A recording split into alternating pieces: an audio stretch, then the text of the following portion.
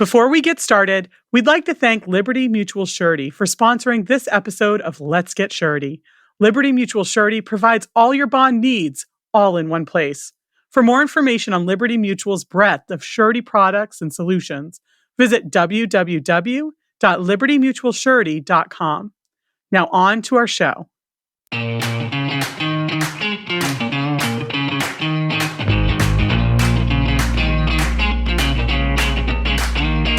You're listening to Let's Get Surety. Let me hear your bonding talk with Kat Shamapande. Hey everyone, it's Kat Shamapande. Thanks for joining us for this episode of Let's Get Surety. I have with me today my co-host Mark McCallum, CEO of NASBP. Hey Mark. Hey Kat, another great day with you and our guests. Thanks for being on. So this is our second episode in our series Lean into Leadership, Talking Surety with the 515. And in this episode, we're going to be chatting with two of our 515 Leadership Committee members about what was involved in starting their own agencies. So for this conversation, we've got with us today Brian Ayres, Surety Advisor with LA Solutions, a division of Alliant Insurance Services. Hey, Brian. Hello, how are you all doing? Good. Great. I got a little tongue-tied. That's okay. That's a lot to say. It's a mouthful. Picture's gotten a little bit bigger than it used to be. Yeah. So, and as well as Brian, we also have Devin Moore, president of Moore Surety Bonds Agency. Hey, Devin, thanks for being on with us. Thanks for having me. So before we dive into the topic of starting your own agencies, Brian, do you want to kick us off and tell us a little bit more about yourself? Yeah, thanks, Kat. So I graduated high school in '94, went right into the United States Marine Corps. After that, I went to University of Kentucky. From there, kind of lucked into the insurance industry. And then I met a guy, which was my mentor, Todd Leonard. And then that's when I found this great industry, which is nobody ever talked about in college, but it's been really fun. It's been very rewarding for myself and my family. And now we're here. And now I'm not only was part of an agency, our own part of an agency, we have now recently sold to Alliant Insurance Services. And I'm also the chair of the Government Relations Committee of the NASBP. I know that's a mouthful, but anyway. That's awesome. Thanks, Brian. So Devin, do you want to tell us a little bit about yourself? Absolutely. So I'm born and raised in Indianapolis, Indiana. Went to a small Catholic school by the name of Cardinal Ritter. Then I went off to University of Wyoming, where I studied business administration with a minor in finance. Pursuing my dreams of following the footsteps of my mentor as well, my father. He was also in the surety industry and just wanted to be a surety producer just as he was, and had the opportunity to attend NASB Surety School. And I did so. And I like to say is just to the races after that. I started my own firm and started, putting together some different appointments or whatnot with different surety companies that allowed me to go out and be the boots on the ground and find some different contractors. So I like to say here I am today with a very special group and a great organization, NASBP. That's great. Well, it's good to have a surety school graduate on the line with us. I think it's really amazing that both Devin, you and Brian led off about the importance of having a mentor. And I'm curious, not only getting into the business, but then making that leap, that decision to start an agency. How important was that mentor in making that decision, making that leap? Maybe I'll start with you, Devin. Oh, very important. I always kind of came up on the term. My mom would always say, if you want to be, something in life, you want to make sure it's your study. You have to have at least 10,000 hours of study time on it. Following my father's footsteps and actually those who knew him actually called me his shadow. So I would actually, I would go to the different surety companies that he was appointed with. I would meet some of the surety owners, presidents, CEOs, and, establish those relationships. And knowing that those relationships are key when entering the industry and just any industry, establishing, a trusting relationship is key. And having the mentor to be able to introduce me to those different individuals who were willing to take a chance on me. It is what it is, right? I had to convince individuals that are in the industry that I could do what it took when it comes time to find business for them. And they're very reputable companies. And given that opportunity, I hope that I haven't failed at this point. I look to do it another 20 years. Oh, that's terrific. Well, I know, Brian, you said that you really hadn't heard about the surety industry and you kind of lucked into it. I imagine having a mentor was very important in not only going into suretyship, but then making that leap to starting an agency.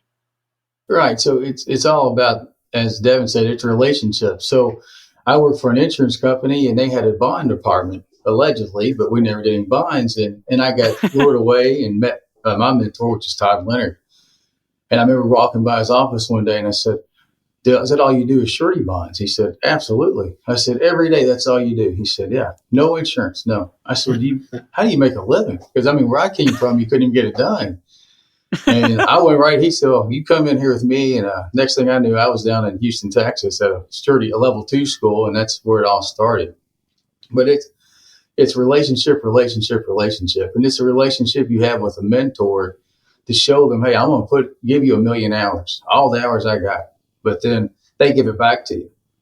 And it's been, then all of a sudden you get the clients and then clients see, well, your mentor is a little bit older. You have built-in continuity.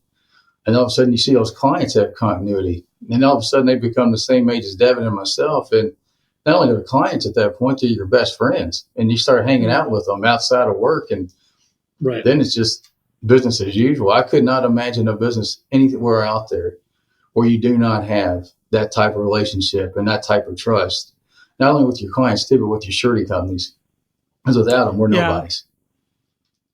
Yeah, I was talking to Tracy Tucker, our president of NASBP, earlier today, and he mentioned that his agency is coming up on its 50-year anniversary, and they have clients that came on with them when they first started their business that are still clients today. And they've passed their construction companies down through their generations, as well as the agency moving as well, it's just really cool to know that those long-term relationships can last that long. Oh, absolutely. Well, when I was talking to him, he did have one question for you guys as well that I thought I would go ahead and pose here right off the bat. And he said this was his biggest fear when he was opening his own agency with his father. And how do you pay I'm going to leave out the colorful language, but how do you pay your bills next month how do you get over the fear of how you're going to pay your bills next month when you're starting an agency? No, you climb Mount Everest every day, right? I think you got to live well within your means and you learn what a budget is. And when you start preaching to your clients of don't take out so much money, leave some retained earnings in the company, we're not just preaching. We live it. And if you don't, you won't be in business too long, I don't think. So on that, what did you guys do when you were considering going out on your own? How did you plan how you were going to fund your businesses? Well, absolutely. I'll follow Brian's lead on that. It's all about budgeting, right? You put aside a certain amount of money that this is what it's going to take due to your business plan, right? You've already done the research for it. And, once you get to those numbers, I like to say you have a red line type of on your budget, you have a red line there. So once you start to reach a red line and you say, hey, can I afford to go, 1 or 2 times, more of what this budget is? Will this, affect myself, my family, those who depend on me? You start to get ready for those things. And, I like to say that it never stops, but honestly, you start to build more of a comfortability where you have a little bit of wiggle room to make a few mistakes here or there, take a few vacations that you didn't want to go on, with the wife or whatnot and the kids. But you start to understand things that you can do and you can't. But those relationships with the sureties, they really make all the difference. And what I mean by that is, they start to depend and there's a certain accountability there that you start to relate with, knowing that you're going to bring in a certain amount of business. And those are good relationships that are built along the way, because the surety underwriters know that when you bring something to the table, you're willing to put your everything and last into it, to make sure that the bond doesn't go south. And when you have that type of trust level on both sides, that they're going to take care of you and you're going to take care of them, as far as the sureties, I think that you begin to feel a little more comfortable going into the new months, the months ahead. Brian, did you want to add anything, or did you have a similar? As Devin said, I mean, it's all about the business plan, right? So you kind of look at the book of business. If you have some accounts out there already, well, what can they produce? And I remember back when I first went to surety school, I came out of that place on fire, and I was writing business. The problem was the Great Recession happened, and there was no work to be had. And then all of a sudden you got their financial statements in, and they all lost their tails, right? So I think trying to get them a bond was a whole other problem. And that's the thing about surety, where we're completely different than the insurance folks, right? Our residual income, it could be $1 million or it could be $0. And it's depending on horses you have in the race when it comes to bid day too. I mean, you want to have as many horses in there as you can, and hopefully one of them wins. So obviously we don't get paid for the bid bond. So tell me a little bit about, being a successful producer is pretty demanding, competitive business, right? But then you have to wear another hat when you're starting your agency. You're a business principal, and you have all the responsibilities that entails. So how do you balance both those hats? Devin, you want to tell me a little bit about how you do it? Yeah, I mean, it's never easy, right? If it was easy, everyone would do it. But I hate to keep going back to it. Even though you started off with mentors, and now that you've accomplished what you set out to do, you don't stop there. You continue to educate yourself. You continue to surround yourself with additional mentors and like peers. I know that I could pick up the phone and call Brian anytime and ask a question, him being a business owner. It's almost that team kind of atmosphere. And I think both Brian and I could say that we have like a team type of oriented background, if you will. There's no secret. I used to play in the NFL for a while. That was my first profession. So I've only had two professions between the NFL and surety. And that's all I look for. But, being able to function as a team player and knowing my position, knowing what I need to do, knowing the accountability factors, knowing what's, if it's all riding on me on this play, when I was on the field, I need to make the catch or make the first down or whatever it may be. It's the same way with on the business side. I need to make this happen. I need to, close the deal, do it ethically, and make sure that everyone's satisfied at the end of the day, both the surety and the actual principal or the contractor. So when you have those kind of, those morals and values kind of instilled in you already, and you continuously grow and learn with the education portion and establish those different mentors, I think that you'll put yourself in a good space, and you'll give yourself a fighting chance to continue on and do good business. Oh, that's great. I love that. The team approach. I see parallels on what you counsel your clients and then what you're taking on as business principals. Brian, what would you say that's true for you as well? Oh, absolutely. I was talking to Devin a little bit this morning about this. Him being an NFL player and me coming out of the Marine Corps, there's one thing that was consistent. There is no I in team. And as soon as you think there are, somebody's going to take your legs out from under you pretty quick.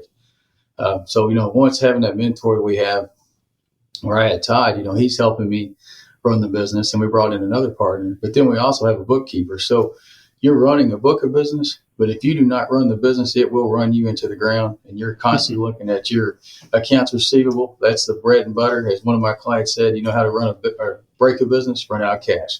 And if you don't have that AR pumping in, it will get you pretty quick. So when you guys were first starting out in your first year after opening doors, did you set a definition of what success would be after 1 year in business? Did you have something that you were reaching for to make sure you had made the right decision? Don't go bankrupt.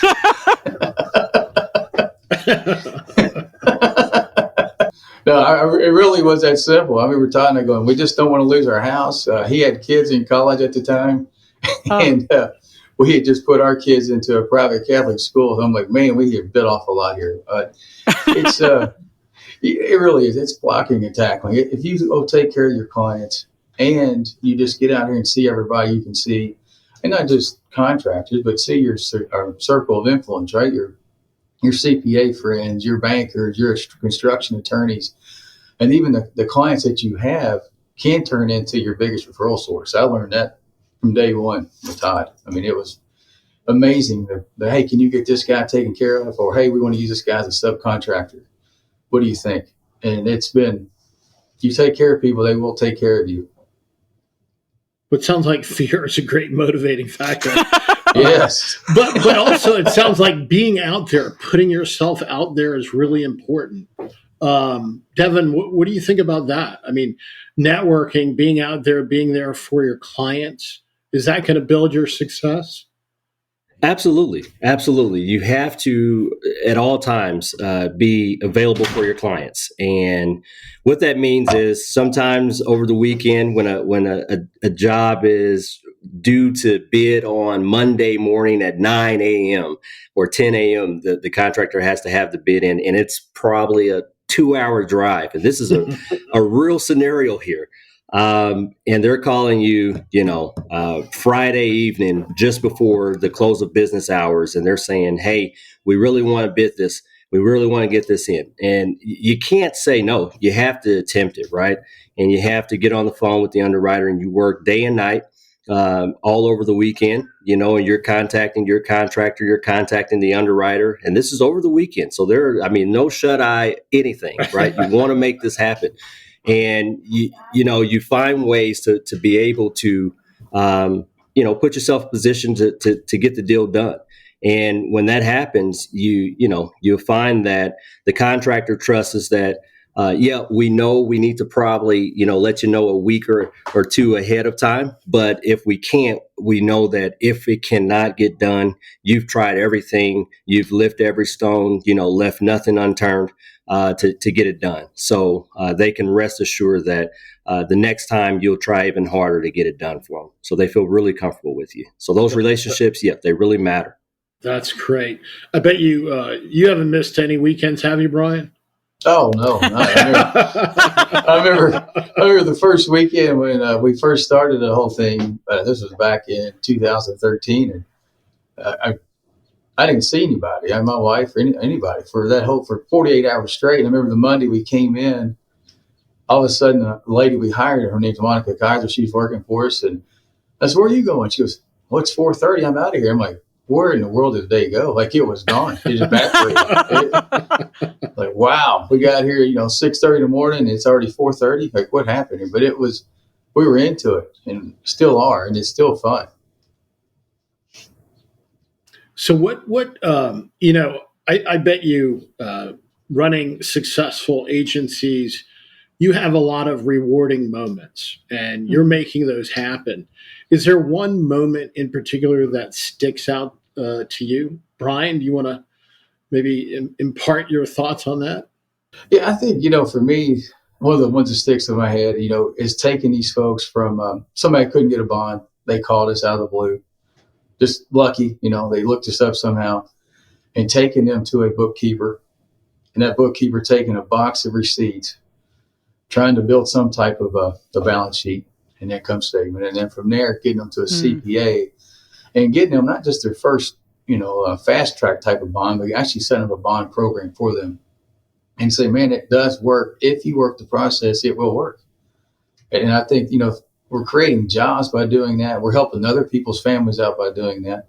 Yes, we get some money too. We're not a nonprofit by any means, but it still was fun to kind of see people live that American dream along with us. And I think that's one of the favorite things we do. Yeah. What about you, Devin? You have a similar story? Yeah, something similar. And it's funny when you said that, what came to mind was I had a situation, a contractor who was looking to do a federal job. They had already established a relationship with the federal procurement officer, and it was a particular set aside that they were pursuing, and I believe they had to have the bond in. It was almost same day, it seemed like. It may have been 1 or 2 days, but long story short, it was outside of my authority. So we had to go directly to the actual underwriter. And, there were some questions that needed to be answered, but it just didn't seem to be that much time to get them answered. So what was happening was there was a deadline. Let's just say it was at 5:00. That deadline, again, the scenario for this one, it was actually the obligee's address was maybe about 2 hours away. So I told the contractor, I still haven't received word yet. What we're going to do is you're going to meet me at the obligee's address. So on the road, I'm calling back and forth with the underwriter. I'm making sure all the questions, all the I's are dotted, T's are crossed, everything is done. And, I have a portable printer or whatnot. So everything was kind of, on the move and on the go. Long story short, we were able to actually secure that job, and it was very helpful for that particular contractor to grow. They eventually grew out of the SBA program and are doing well now. They grew outside of my realm as well. I do not still support that contractor, but it's only because they grew to be such a larger contractor. And that's a very, very pivotal story for me. And I bank my hat on that because it shows that we will go the extra mile for it. That's great. Yeah. I mean, it's clearly, whether it was from the Marines or the NFL, your can-do attitudes really have translated as producers and then as building your agencies. I mean, that's really exciting. What kind of advice would you give a young producer, not only about their career, but about maybe taking that next step if they're thinking about that they want to go off on their own and start their agency? Brian, let's start with you.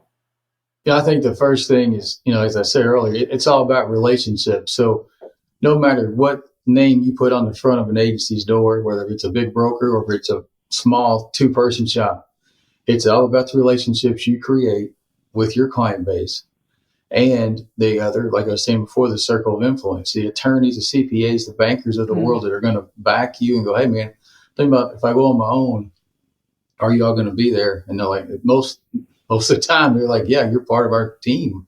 And they look at us as part of their team as well as a value add to their clients. But show up at everything, be it everything. Anytime a trade association says, hey, will you come and speak on surety? Well, absolutely love to. Might run into a client, might show them actually care about more than just writing a bond for you and learning more about their industry. And the more you're in front of people, the more you're going to know about what they're doing. And you're going to know who the good and bad are out there anyway. I just think it's great intel to do that. And then no matter where you go, they're going to go with you. Devin, how about you? What advice would you give? I definitely would. Everything Brian said, for sure. That is key. One thing I would add is know your customers, right? You're going to jump out there and, excuse me, this is authentic, so you will hear a few things in the background due to virtual learning. That's your cheering section, by the way. It is the cheering section. And this is real life, right? And that's how things are. So be ready for adversity. And that's where I was headed for this. What are you going to do when adversity hits you? And that's one thing, from high school on up, but it was really preached for sure in the NFL. What do you do when adversity hits you? Because it's going to happen sometime throughout the game. So, have a plan. And if you don't have a plan, be able to react quick because, when things happen, you're going to have to, pivot and continue. So where I was actually going with that as well is if after you establish those teams and relationships, again, you have to know your client and know how well you can provide the service that it is that they're asking for. Don't try to do too much, right? Focus in on one particular area and be able to be a master at that area. Know the ins and outs. And if you can do that, you can then become, a representative of talent because they're talented individuals, talented companies out there that are building our highways, our roads, our office buildings, right? Our schools. And you want to be a part of that. But you also want to be a part of the system that is vetting for the right talent. And that is, again, where that team comes in that Brian was talking about. Oh, that's great. Yeah. So if I can put you on the spot, gentlemen. So I know successful people set goals. So do you have a particular goal in mind in the near future for yourself? Devin, you want to take a shot at that one? Well, yeah, I have short-term goals, long or medium-sized goals, I'll say, but I do have a long-range plan as well. I'll go with short-term goal. The short-term goal is to create an impact in the industry, and what that means is, Brian had mentioned it. Sometimes you'll have to, engage in services where you're not going to make $1 off of it. But you're going to go and preach and teach on the product that is dear to your heart. And sometimes you just need to do it. You need to do it not only for yourself, but you'll also need to do it for your fellow peers in your industry. So when you have those opportunities, definitely take advantage of them. And that's not to say sometimes you can't charge or whatnot. I'm not saying that, but definitely in that particular manner, my short-term goal is to create those relationships that I will be able to add an impact of education to some of the contractors that are out there that needs it, and those different obligees who just want to learn more about surety, the surety product. I want to be a go-to person, go-to agency that allows you to feel comfortable knowing that you came out of that course, if you will, or class, if you will. Yep. Knowing more about the surety product. Oh, that's terrific. Yep. Yeah. Brian, how about yourself? Well, obviously, I'm going to like Devin. We've got a few more things, speaking engagements I want to do here locally. But however, the number one short-term goal in the next 12 months is to have the NASBP in-person meeting in Palm Desert, California. Cannot wait. Pretty fired up about it. And I bet Tracy's going to hear this, and can't wait to have Big Trace on the stage and sharing cocktails with people and doing what we're supposed to be doing, creating relationships. This is great. I'm glad our association came up with this podcast kind of platform too. It's been a good way to hear people talk and see other people's faces. We've had a lot of good stuff, virtual seminars as well.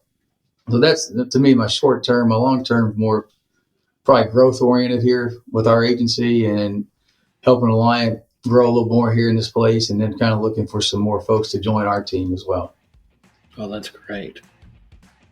Well, gentlemen, we can't thank you enough sharing your insights, your experiences. I have a feeling I'll be calling both of you to help educate some folks. So I'm looking forward to that. Anytime.